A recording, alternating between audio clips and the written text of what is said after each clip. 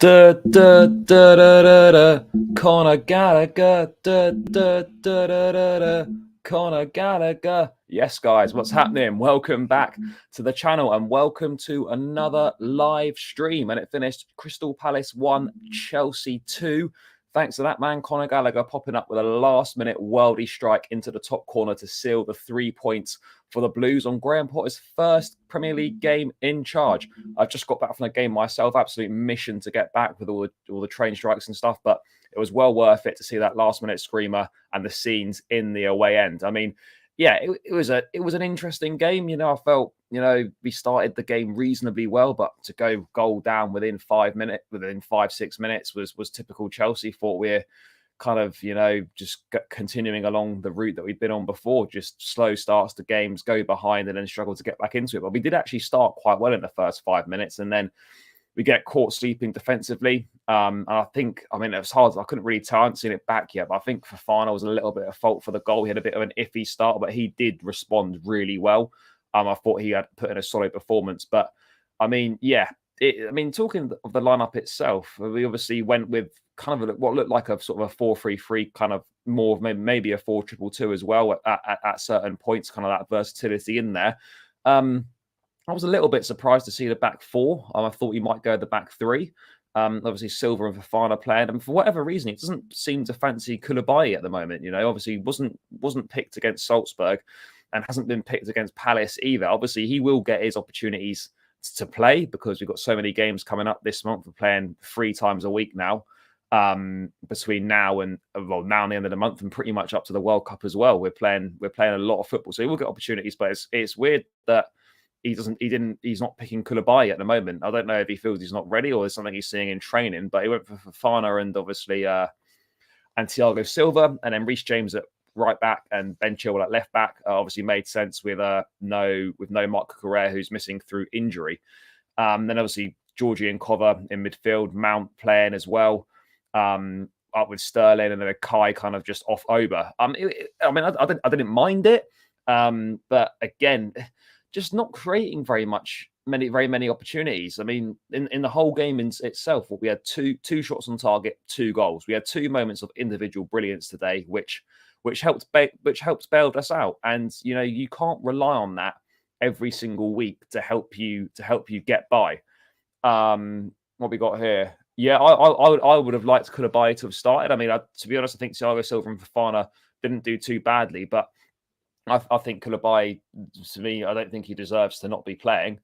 What we got here, lucky win today. Performance was still lackluster. Yeah, the performance was lackluster, but as I always say, we've got a new manager that's coming. We're going for a transition period. We're not going to play well every game. It's going to take time for him to implement his ideas and get that across to the players. For me, at the moment, it's very much it's result over performances. Results over performances is where it's at right now. And, as long as we can pick the points up, I don't really care how we play, and the performances will come in due course as the manager beds in and as the players get more used to his methods. But yeah, it wasn't great when we went a goal down. It was just sloppy at the back. Felt, the likes of Zaha, Eze, Elise. I know Odsonne Edouard got the goal, but they were causing us problems in those opening exchanges. But even after the goal, he responded pretty well.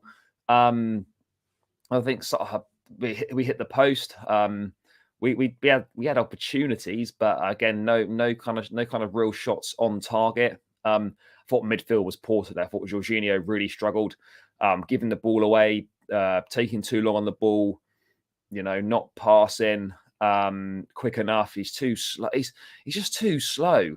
He's not going with the runners. He's not getting back. He was awful. Yeah, I totally agree with this. He's done very well for Chelsea over the time that he's been here. But ultimately, for me, I think at the moment, he's a bit of a passenger. And just as I said, too long takes too long on the ball. It's not, I don't know. He's not as good as he used to be.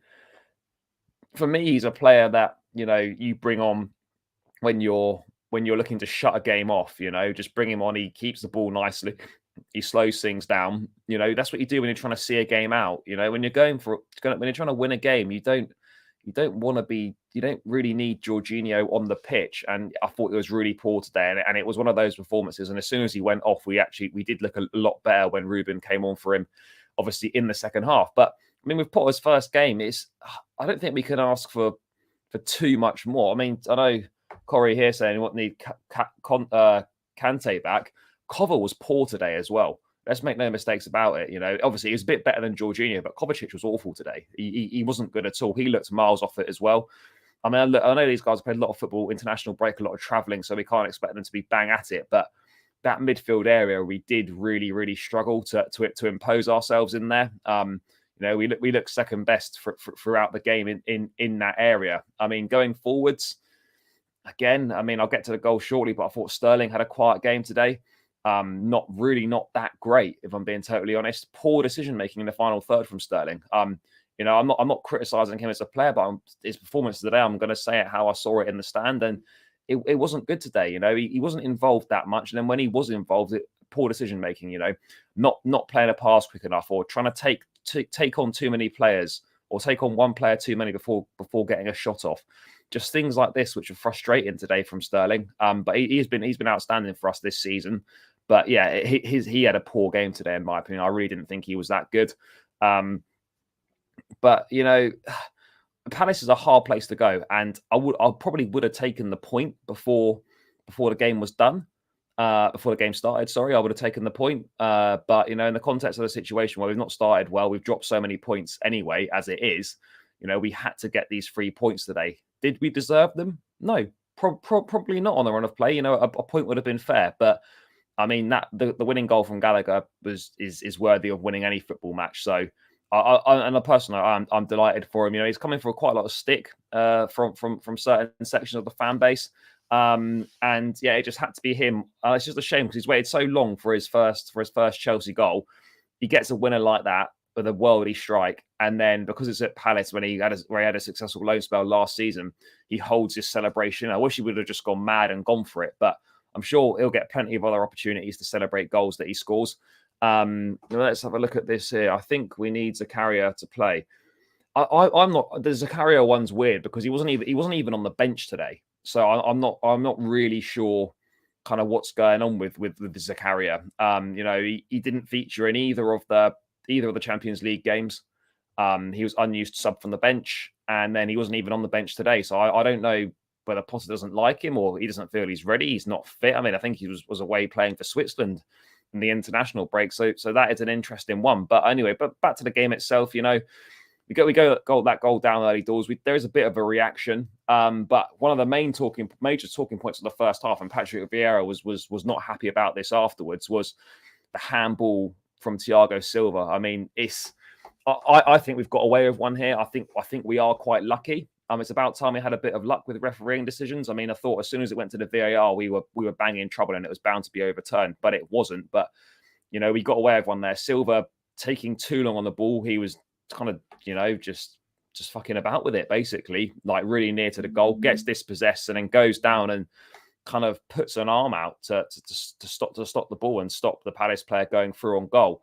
Now I can understand maybe from his perspective, he might have felt that he'd been fouled. So, when he's been fouled, you sort of just reach out for the ball. But I do think we got away with one there and we were lucky not to be punished for that sort of lapse in concentration, very rare lapse in concentration from Thiago Silva. But we got away with that one there. But to get ourselves back into the game, it was a real moment of quality. And Aubameyang, freed from the shackles of his mask, he wasn't involved that much in the game. But what you want from your striker is that just to score goals and put the ball in the net. I mean, you don't want him to have loads of touches and whatnot. You just want him in the box to be there when it matters. And this is a great goal, a really good goal. He receives the ball on the half term and unleashes a great shot into that near post corner. And it was a really good finish from him. And hopefully he can kick on from here because he's looked a lot better now since he looks fitter. I don't know if he was away for the international break or not, but he looks fitter now. Obviously the mask's gone. He seems back to 100%. And if we create chances for Aubameyang, he's still got that lethal instinct that he can finish. So we just got off. The big thing is that we've got to create the chances. That's the main problem, is that we don't particularly seem to be creating the chances that we need to be creating for him. What was this? When we got robbed against Tottenham, rivals told us to keep crying. today we can say that to the same lot. Yeah, no, we can. Yeah. You always things always come full circle in football. And so it's nice to have one over on them. What we got here? Reece picks Zaha's pockets every time. Yeah, no, Reece James kept Zaha very quiet today. Zaha ended up swapping wings, and there's been a little bit of a thing on Instagram, which is quite funny. Obviously, Reece James posted a picture of him and Zaha in the game with a padlock emoji, and then Zaha's responded with something on his story. I think it's all good fun. I do like to see a bit of that, but James was good today. He kept Zaha very quiet, and Palace dangerous going forward. They are. I mean, I really like that sort of front three behind Edouard. Eze, Zaha, Elise. These are good players, and they did cause Chelsea quite a few problems. They really did. But I mean, we get back into the game. Aubameyang, fantastic goal, and then it's just a case of just pushing on from there. Keep things tight until half time, and then see if you can kind of get something in the second half. I don't know. This is another one. Big up, by the way, guys. By the way, guys, if you're tuning in now, please do smash the likes on the stream, and please subscribe to the channel as well. If you're watching now, you're not subscribed, I'd really appreciate it. Heading towards the 2,000 subscribers mark now, so please do click the subscribe button if you haven't done so already and you're watching. And thanks for everyone tuning in at the moment. And please do smash the likes as well. We need to give Zakaria a chance. Yeah, I was just saying earlier, John, I don't really know what's going on with Zakaria. I think he will get an opportunity, as I said, because we've got so many games coming up. But there's obviously something at the moment that doesn't appear to be either is not fit or Potter doesn't think he's ready yet. I'm not sure. But hopefully we will see Zakaria at some point, because we don't want this to be a Sowell 2.0. So let's see what happens when the game's coming thick and fast. 1905 Blue. I agree. I thought Kepa was good today. I think he did really well. I don't think he was particularly. Obviously, I'll get into this in the player ratings, but I don't think he was particularly at fault for the goal. In all honesty, and he made some really top saves today. No, Corey, I wouldn't swap Trossard for Mount, but I think Trossard could do a job here. Obviously, a hat trick today for Brighton at Anfield in that 3-3 draw. But it was it was a trademark Oba goal. It was really good. But then I was literally saying to my mate sat next to me today that I was like, Aubameyang's not really done much in this game. I was almost like, I said to him, I've kind of forgotten that he was even on the pitch, and then he pops up and does that. But that's what you want from your striker, you know. You just want him, when he gets the opportunity, to just stick it away. And it was so nice to see, you know, a number 9 actually scoring for Chelsea. But you know, hopefully he can push on from here now. He does look a lot better. I mean, Potter saying, you know, after the game that he was pleased with Aubameyang. Is this it here? Graham Potter, no. On Kepa, no. Oh, I don't have it. We'll bring it up. But yeah, anyway, he was saying he was pleased with Aubameyang, and I think hopefully that'll be a confidence boost for Aubameyang, and he can push on from here, because we are going to be relying on him and Sterling as our main source of goal. So we've got to be able to create for Aubameyang today. And you know, if he can just make sort of something out of nothing, then the number 9 chant was good from the away end, John. It was class. Was getting amongst that one. It was certainly a good one. That Mount, it wasn't great, but I mean, look, is what it is. It was a poor effort. Obviously I know there's a lot of people in front of the ball where it's quite close to the goal, but yeah, you've got to do better than that with that sort of opportunity. I lost it when Potter took off over, left on Mount, and then brought on Conor. To be fair to the gaffer today, you know, I actually felt he managed the game well. All the subs that he made a difference. I thought Ruben was good when he came on. Gallagher obviously comes on and gets the winner. Pulisic, whatever people think of him, he came on and he made an impact and he got the assist. And so the subs made a difference today. So fair play to the gaffer for doing that. We had to switch a few things up anyway, but in defence of him, I felt, well, I'm not even defending him, I'm just saying it how I saw it. The use of the bench today was crucial for Chelsea, and it's what's won us the game, and it did kind of switch it up. Yeah, it was great from Oba. I'm glad to see that. Hopefully he can do it at the Emirates whenever we take a trip there. Different for me. It's a bit harsh to say Sterling's not been good all season. He has been carrying the attack for me. I think he's got 6 goals and assists. Not bad considering how poor the attack is at the moment. Jesus is a little bit different in terms of the fact that he's more of an out-and-out forward that can play wide, whereas Sterling is very much a winger. So I think they're they're slightly different players. Don't get me wrong, I would have liked Jesus at Chelsea, but we went with Sterling instead. And they are slightly different players. So no, I said I probably wouldn't agree about that. Jesus is much better. I think Sterling's record is outstanding if you look at his numbers. But I mean, I think through versatility, Jesus probably gets it. But I mean, yeah, I would have been happy with either one. So it's not for me. Yes, Jesus would have been nice, but I'm not totally disappointed that we ended up with Sterling. But yeah, use of the bench from Potter was important today. I'm not sure what I thought of the back four system. I know a lot of people have been crying out for Chelsea to be playing a back four, but I don't know if we can do that with the personnel that we've got. It's the same deficiencies. We still need a world-class holding midfield player. I know people say Kante, but he's not. He wouldn't play as the holding midfield player. And yes, you get an extra player in the midfield, or you can have an extra player in the attack or whatever. But at the end of the day, we still got the same issues. Creativity is virtually non-existent, and by playing a four, it very much limits Reece James and Ben Chilwell going forward. Yes, they can get forward, but they don't get anywhere near as forward. They don't get as far forward as if they are playing at wing back. So it's kind of finding that balance. Do you go with defensive solidity with a 5, or do you try and be a little bit more expansive and play with a 4 so you can get a few more attack-minded players on the pitch? But I mean, today, whether it was a 4, whether we've gone with a 5 or not, I mean, I don't really know, to be honest. But I think it's important that we do have versatility within the ranks, that we can in certain games. We can switch between systems. We could start with a 5, go to a 4, and vice versa. So that versatility is good. Potter likes to do that in games. We switch formations up multiple times a game at Brighton. I think at Chelsea, he's going to be doing similar things. So it's important that we can be comfortable in multiple different systems, because you just never know when they're going to call for it. We got here, by the way, it's illegal for Thiago Silva to be up there giving the assist to Oba. Yeah, I mean, it was mad. I don't know what he was doing in that left wing position. I really don't, because it was quite something. It really was. I don't know why I was up there, but Thiago Silva today was phenomenal again. I thought it was really, really good. Does he look a bit more exposed in a 4?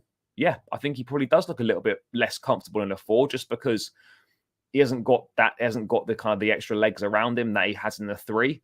But he, as proven today, we can still do a job in there. But for me, it was a look. The performance was so, and we got bailed out by 2 moments of individual brilliance. I think it's probably the loss of Palace on reflection is probably a little bit harsh for them, but ultimately, 2 moments of magic got us out of trouble today.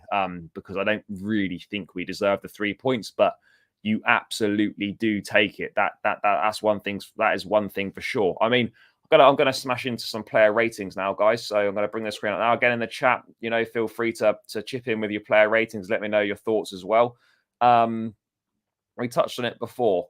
Obviously, Kepa starting in goal. Mendy still not quite ready yet. I mean, that's going to be interesting when Potter does actually have to make the decision with Kepa or Mendy, what he actually goes with. I did think Kepa was really good today, and I think Potter saying afterwards that he was pleased with Kepa.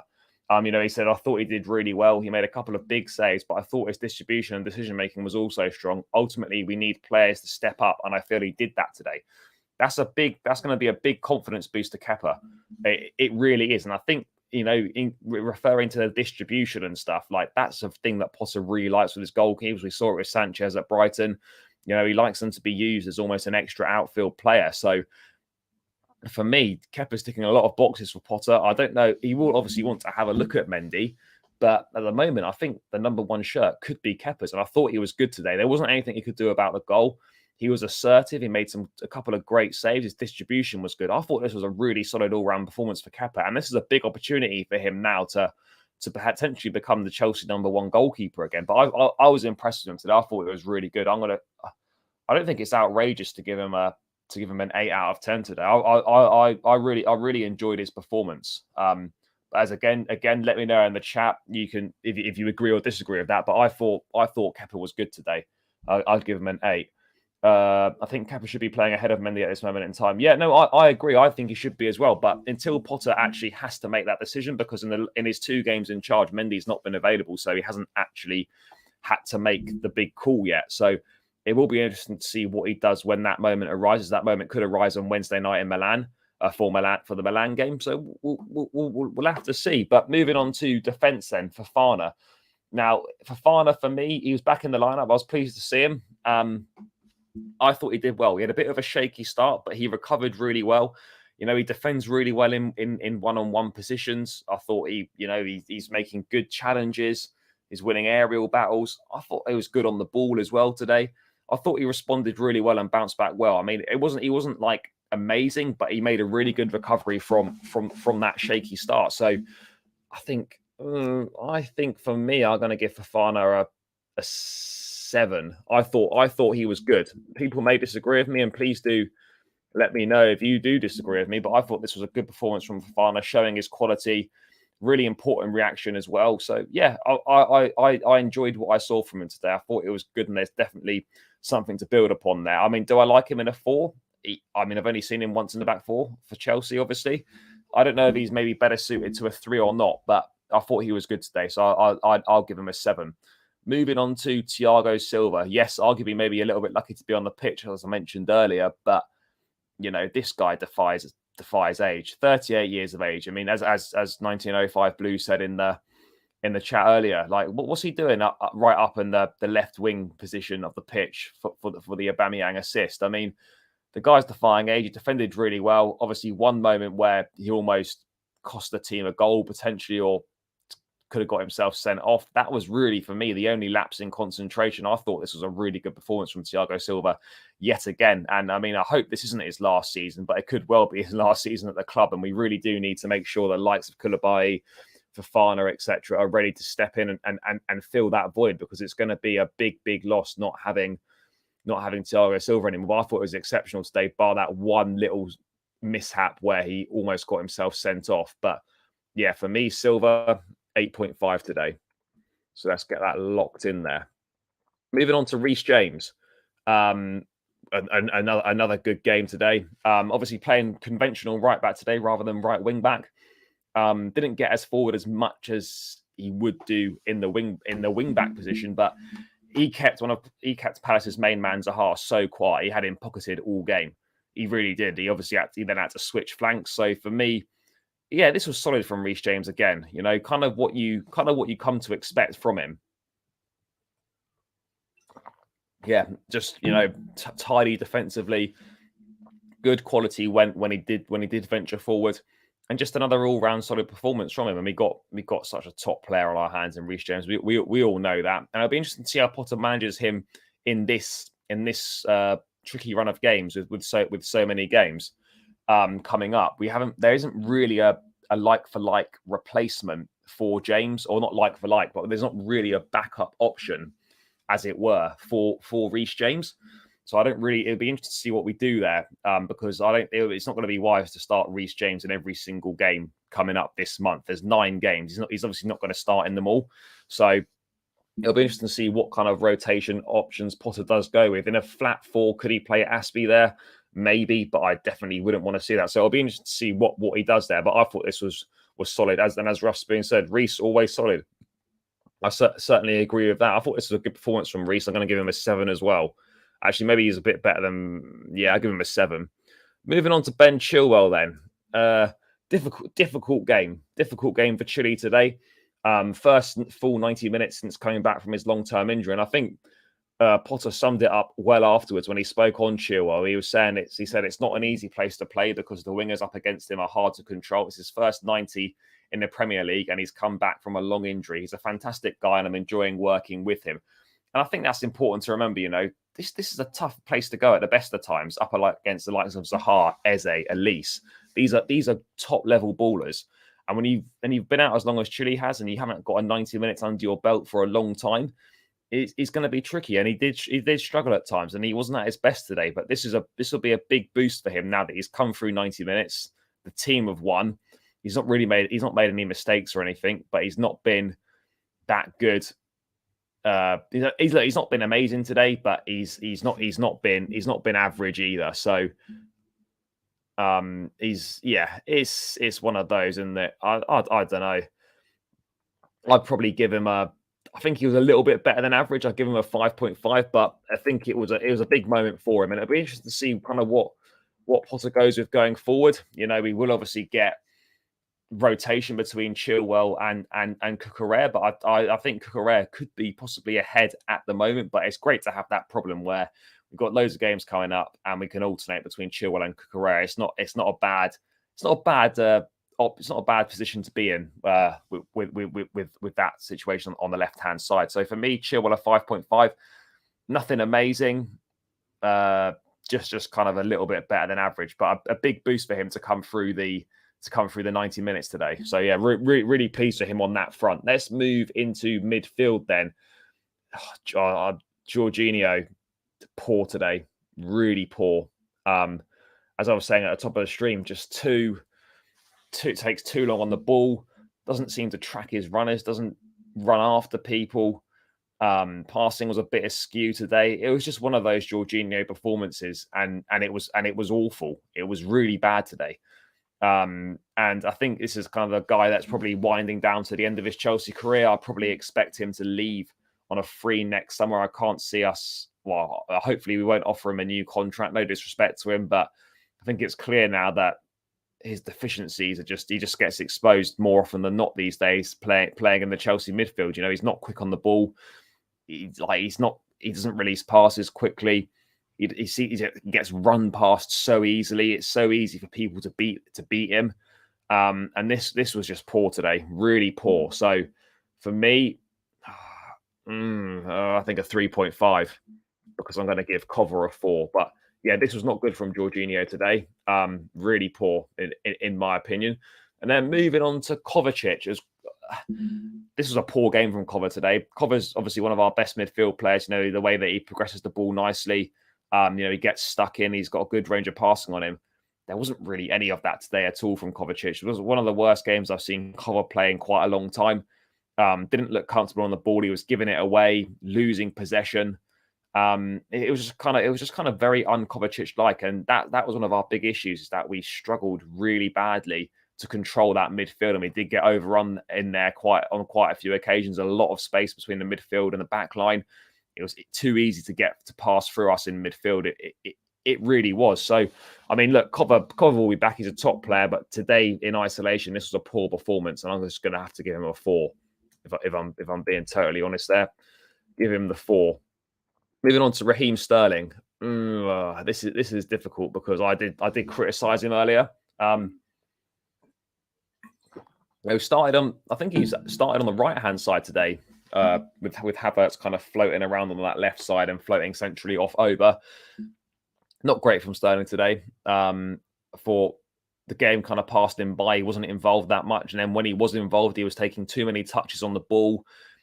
He was trying to take on one man too many rather than getting a shot away when he could have got a shot away on a couple of occasions where he was in a good position. Sterling's been great for us today, but this was one of his worst games for us, I have to say. I don't think he was great at all. He just struggled to impose himself in the game, and just took too long on the ball and wasn't really that influential, if I'm being totally honest. I mean, I think he was a bit better than Kovacic, but I just think Sterling today just average. I'll give him a 5. Just didn't do like anything absolutely horrific, but there are a few things that just really weren't that good from him at all. So I'll give Sterling a 5, and he'll have better days. Moving to the kind of the other side, Mason Mount. I thought Mount was poor today. I did. And I think he has struggled for a while now. He came on Monday night against Germany, and yeah, he made an impact from the bench for England. But today, back in the Chelsea lineup, it just wasn't happening. I don't think he was that good on the ball. I don't think he really got into the game that much. Then had an indirect free kick in the box, which he could have done a lot better with. He's struggling for form at the moment. He is, and he's not creating chances or anything like that either. This was a disappointing performance from Mount. I'd probably say it was a bit worse. He was probably worse. Was he worse than Sterling? Yes, I think he probably was slightly worse than Sterling. It just wasn't happening for Mount today. I'll give him a 4.5, and he does need to pick his form up and fast, because it has been a worryingly poor start to the season for Mason Mount. So yeah, it's gonna be tough. But we'll just have to wait and see what he can do. If he can pick his form up, we've got Milan again on Wednesday. It'll be interesting to see if Potter does pick him. But yeah, Mount 4.5 for me, must improve, must improve. Moving on to Kai Havertz then. Um, mixed, mixed for me. I thought he was all right today. You know, he imposed himself. He got about the pitch. He had a couple of nice moments on the ball, but again, this is bare minimum. You know, we can't have the standard solo that we're praising Havertz for these sort of things. I mean, we saw how good he was for Germany on Monday night, and he gets in a Chelsea shirt, and he just doesn't really look. It just doesn't look anything near the player that he was for Germany. So I don't know. This is a tricky one. I mean, he didn't really offer very much at all. He wasn't awful, but I mean, he wasn't great either. I just think this was average from Havertz again, and just not really contributing enough to the game or influencing games enough. He's not having a big impact on games, and he needs to do that, and he just isn't having that impact. So we'll have to see what happens with Havertz. But again, I thought this was another opportunity for him, and I just don't think he grasped it. I really don't think Havertz grasped the opportunity today. And I didn't see anything from him that showed to me that, do you know what? Yeah, he's making progress. He's getting better each week. I just don't think he is. It's very much just the same old from Havertz most weeks, but slightly better on certain occasions. But he needs to start posting numbers now. He's an attacking player. I know numbers aren't everything, but you know he's got to improve his output. At the end of the day, you're playing right up at the top end of the pitch. You've got to be contributing to the team in a positive way through goals and assists. And he just simply isn't doing that. So was he better than Mount today? Probably. I think he's on a par with Sterling. I'll give him a 5. Havertz, just not great, really. And him and Mount have really got to fix up. You know, Christian Pulisic comes on today and he was on the pitch for 10 minutes, including stoppage time, and he managed to bag an assist. I know it's not all about that, but Mount and Havertz have got to pick up their levels of performance, and they've got to contribute more to the team through goals and assists, because at the moment they're not really. What are they really doing on the pitch for us? Not very much right now. Not very much. You know, they're not influencing the game in a positive way. They're not scoring, and they're not really chipping in with any assists either. So you have got to ask the question. You know, what's going on? What are they doing? It is going to be tricky. What Potter does, I don't really know. There's not that many other options up there. I mean, you could play Sterling off, you could play Pulisic, you could try something with Gallagher a bit further up the pitch. Ziyech is another one, maybe, but probably not. But yeah, these guys can't keep getting picked each week if they're not contributing and not delivering. And that's what Mount and Havertz are doing. So, you know, last time Havertz was dropped, he came on against West Ham and he scored and he got a reaction. I think we need to do that again. You know, these guys need to be shown that they haven't got untouchable status. So, yeah, Mount and Havertz have got to fix up, and you know they can't keep getting picked every week, in my opinion, when they're not delivering the goods on the pitch. So yeah, a 5 for Havertz today. I thought he was very average. Moving on to Aubameyang then to round it out. I thought this was a good performance from Aubameyang. You know, the goal's fantastic. You know, one chance. It's a great goal on the turn, and it's a lovely finish. Other than that, you know, he was involved in moments, not involved an awful lot. But at the end of the day, what you want from your striker is to take the opportunity to score when he gets it. And he had one opportunity today, and he banged it in, and it was a great finish. And that's what you want. You need that sort of clinical finishing, which we have lacked. We thought Lukaku was going to give it to us. He didn't. Aubameyang could be the guy to give us that lethal finishing, and it was good from Aubameyang today, and I think it's definitely something for him to build on. Confidence wise, that he could really do with taking that into the Milan game, and I think he's probably done enough to earn a start. Brozier again came on, didn't really offer too much, just a bit of fresh legs and some energy at the top end of the pitch, but he'll get his opportunities to start games, but he's got to take those opportunities as well. But I think at the moment, Aubameyang is obviously clear of Brozier. I think he's kind of the number one man to start in that centre forward role.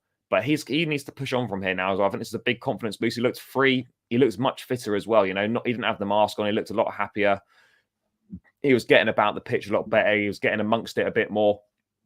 So yeah, I think for Aubameyang, this wasn't bad today, and it's definitely a good thing to push forward with. So for me, I think I'm not going to give I'll give him a 6.5.